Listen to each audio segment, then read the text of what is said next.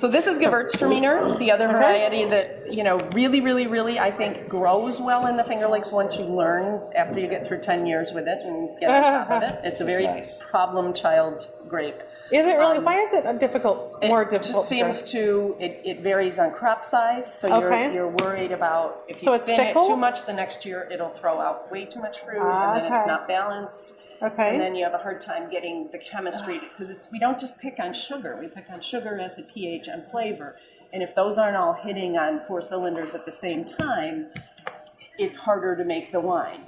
And Gewurz is notoriously low in acid. It has a really high pH to get ripe. So finding balance points is very important, and getting it balanced in the vineyard is the most important, and makes the winemaking flow much easier.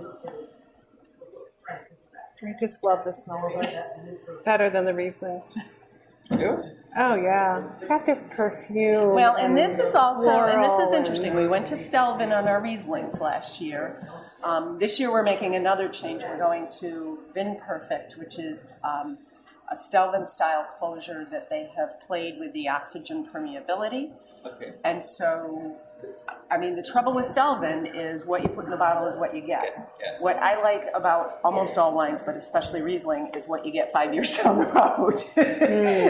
And so we're a year into the bottle, and it tastes like it did a year ago, which it's lovely, but the things that I like about Riesling, it doesn't change as much. Whereas this Gewurz has been in the bottle for a year.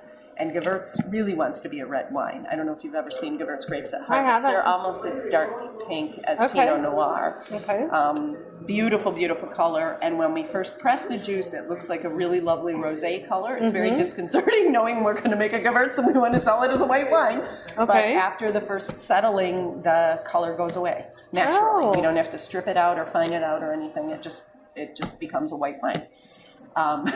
It just likes messing with our heads. It's like, I'm Gewurz. You can't totally control me. Really? And so good luck. Whatever's in this bottle, you're saying it doesn't change? No, this is the much one that more changes. Evolving, and it's funny because I know because now, of the closure, because of the grape. Because this is both the grape and the closure. But and I've learned that over the years that I have to go back. Like most of my stores and restaurants, we make a point of presenting the new vintage every year.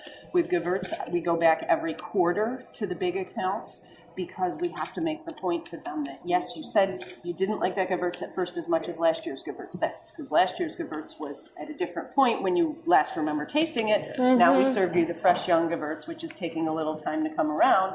And now let me show you the teenager Gewurz, which is headed on the right direction.